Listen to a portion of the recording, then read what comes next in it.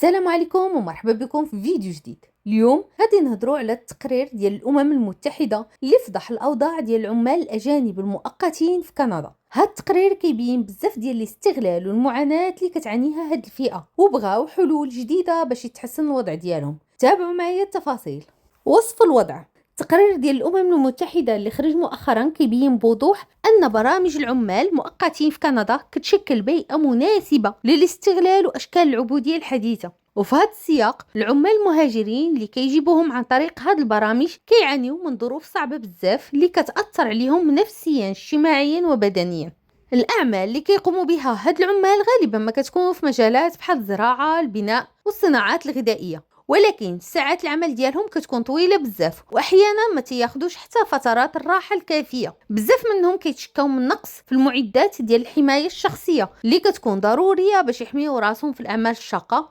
زياده على هادشي السكن اللي كيتوفروا لهم كيبقى في حاله سيئه، بحيث العمال كيتشاركوا في الغالب غرفه صغيره وما كتكونش فيها حتى شروط النظافه.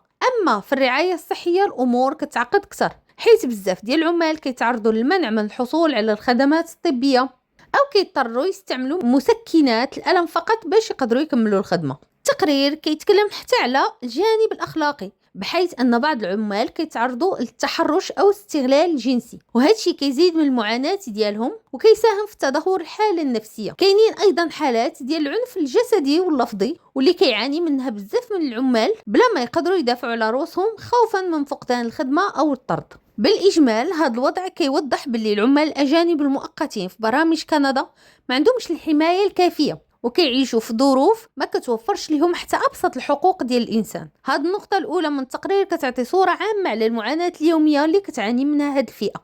وبيني وبينكم حتى انايا مني قريت التقرير تصدمت من هذا الشيء اللي جا فيه في بلد بحال كندا اللي نورمالمون بلد الحريات والديمقراطيه، ولكن مادام تكتب وتقال الا وراه كاين. النقطه الثانيه تصاريح العمل المغلقه، وهنا التقرير جا كيشرح بوضوح المشكل الكبير اللي كيتعلق بنظام تصاريح العمل المغلقه في برامج العمال الاجانب المؤقتين في كندا. هذا النظام كيعني ان العامل كيكون مرتبط بصاحب العمل محدد فقط وما عندوش الحق يبدل الخدمه او يلقى فرصه عمل اخرى عند مشغل اخر بلا الموافقه ديال المشغل الحالي ديالو. هاد نوع من التصاريح كيسبب مشاكل كبيره للعمال، حيث كيتحطوا في موقف ضعيف بزاف. في حاله ما تعرض العامل لسوء المعامله او الاستغلال ما كيقدرش يبلغ على المشغل ديالو للسلطات، حيث كيخاف يفقد الخدمه ديالته وبالتالي يعرض نفسه للطرد من كندا. وهذا الوضع كيعني ان العمال غالبا ما كيتحملوا الاهانات، ساعات العمل الطويله وحتى التحرش غير باش يحافظوا على الاقامه ديالهم في الدوله. زياده على هذا الشيء النظام كيعطي المشغل سلطه مطلقه على العامل. المشغل هو اللي كيتحكم في شروط العمل، السكن وحتى الرعايه الصحيه ديال العامل. الا رفض العامل يخدم تحت هاد الشروط كيتعرض للفصل، وهذا الشيء كيعني ان العامل غادي يفقد التصريح ديالو وكيولي في وضعيه غير قانونيه. التقرير تيوضح ان هذا النظام ماشي عادل، حيث كيعرض العمال للاستغلال وتيمنعهم من ممارسه ابسط الحقوق ديالهم بحال البحث عن ظروف عمل اخرى افضل او الدفاع على راسهم ضد الانتهاكات. الحل اللي كيقترحه هذا التقرير هو الغاء هذا النظام ديال التصاريح المغلقه وتعويضه بنظام كيعطي للعمال حريه الاختيار والانتقال بين الوظائف. هذه الخطوه غادي تقوي موقف العمال وتمنحهم الامان المهني والاجتماعي. النقطه الثالثه توصيات التقرير. التقرير ديال الامم المتحده كيعطي توصيات واضحه وبناءه باش تحسن الوضعيه ديال العمال الاجانب المؤقتين في كندا. هاد التوصيات كتركز على الاصلاح الشامل للنظام الحالي باش نحيدوا الهشاشه اللي كيعاني منها العمال وننظموا لهم حقوقهم بطريقه عادله. اولا التقرير كيقترح ان كندا خاصها توفر للعمال المهاجرين امكانيه تسويه الوضعيه ديالهم القانونيه، بمعنى العمال اللي كيخدموا في هذه البرامج خاصهم يحصلوا على مسار واضح وسهل للاقامه الدائمه. هذه الخطوه غادي تخليهم يحسوا بالامان وما يبقاوش خايفين من الطرد او فقدان الحقوق ديالهم. ثانيا واحد من المطالب الرئيسيه هو الغاء النظام اللي كيربط العامل بصاحب عمل واحد. التقرير كيشد ان العمال خاصهم يكونوا احرار باش يختاروا الخدمه اللي كتلائمهم وينتقلوا ما بين الوظائف بلا قيود. هذا التغيير غادي يقلل من الاستغلال ويعطي العمال القوه باش يدافعوا على حقوقهم. ثالثا التقرير كيطالب كندا انها تزيد من الحمايه القانونيه للعمال وتطبق قوانين صارمه على اصحاب العمل اللي كيستغلوا العمال أو كيتعاملوا معهم بطرق غير إنسانية. خاص تكون هناك آليات فعالة باش العمال يقدروا يبلغوا على الانتهاكات بلا خوف من الطرد. رابعا، تقرير كيحث الحكومة الكندية على توفير برامج دعم نفسي واجتماعي للعمال المهاجرين. هاد البرامج غادي تعالج المشاكل النفسية والاجتماعية اللي كيواجهوها العمال بسبب ظروف الخدمة. وخامسا، كندا كتشوف العمال المؤقتين كحاجة اقتصادية قصيرة المدى، ولكن التقرير كيأكد أن هاد العمال عندهم مهارات قيمة ومهمة للاقتصاد الكندي. الاستثمار فيهم من خلال الإقامة الدائمة وتوفير حقوق متساوية غادي يخليهم يساهموا في تنمية البلاد على المدى الطويل. هاد الخمس توصيات ديال التقرير كتشوف أن الحلول ممكنة، ولكن خاص إرادة سياسية قوية وتنفيذ سريع. كندا خاصها توقف التعامل مع العمال كمجرد يد عاملة مؤقتة وتبدأ تشوف فيهم كمساهمين في المجتمع والاقتصاد.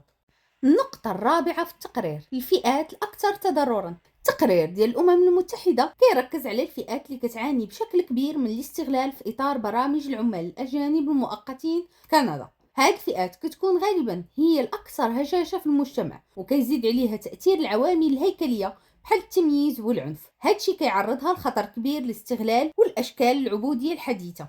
الفئة الأولى اللي كتعاني هي المهاجرين اللي ما عندهمش وضعية قانونية واضحة. هاد الناس كيتعرضوا للاستغلال حيت كيكونوا مضطرين يقبلوا بأي خدمة وأي ظروف بلا ما يقدروا يدافعوا على الحقوق ديالهم، حيت الخوف ديال الطرد كيبقى حاضر. الفئة الثانية السكان الأصليين في المناطق الكندية اللي كيتعرضوا أيضا للتمييز والاستغلال بشكل كبير. التقرير كيربط هذا الوضع بالإرث الاستعماري ديال كندا اللي خلق ظروف ديال هشاشة اقتصادية واجتماعية لهذه الفئة. النساء والبنات من السكان الأصليين كيتعرضوا بشكل خاص للاتجار البشري والاستغلال الجنسي. الفئة الثالثة هي من ذوي الإعاقة، وهذه الفئة كتعاني من نقص الحماية. بزاف منهم كيتعرضوا لاستغلال في ظروف العمل بحال ساعات العمل الطويلة ونقص التجهيزات اللي كتناسب مع الاحتياجات الخاصة ديالهم. الفئة الرابعة هما الأشخاص اللي خرجوا من السجن كيتعرضوا للتمييز وما كيلقاوش فرص عمل مناسبة، الشيء اللي كيجعلهم يقبلوا بأي ظروف فقط باش يخدموا. هذا الوضع كيعرضهم للاستغلال بشكل مباشر.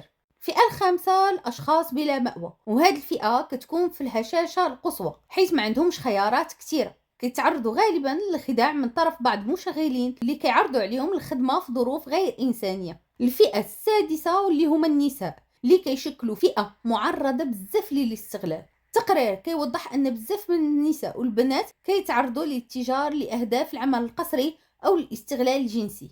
وهنا التقرير كيشدد على أن هذه الفئات كتكون أكثر عرضة للاستغلال بسبب الوضعية اللي كيعيشوها سواء قانونية اقتصادية أو اجتماعية. وكندا خاصة تولي اهتمام كبير لهذه الفئات وتوفر لهم حماية الخاصة والآليات القانونية باش يقدروا يدافعوا على الحقوق ديالهم. النقطة الخامسة من التقرير كتدوي على القوانين الحالية. التقرير ديال الأمم المتحدة كيتكلم على الجهود اللي دارتها كندا في السابق لتحسين وضع العمال المهاجرين ومواجهة الاستغلال، ولكن كيبين أن هذه القوانين مازال خاصة تطبيق أقوى وتوسيع في الصلاحات باش تقدر تحقق الأهداف بشكل فعال.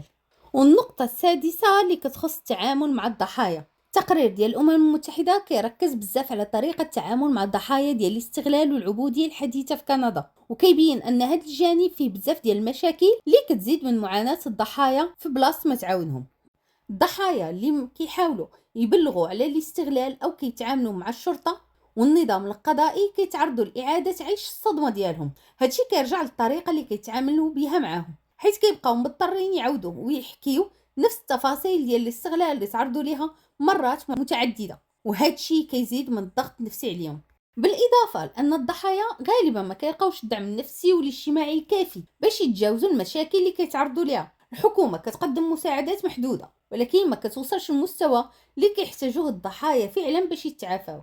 في التقرير المقرر الأممي كيشير أن القضايا القضائية اللي كيقدم فيها الضحايا شكاوي ما كتوصلش في الأغلب لتعويضات كافية. حتى إلا تحققت العدالة التعويضات غالبا ما كتعطيهمش حجم المعاناة اللي مروا بها.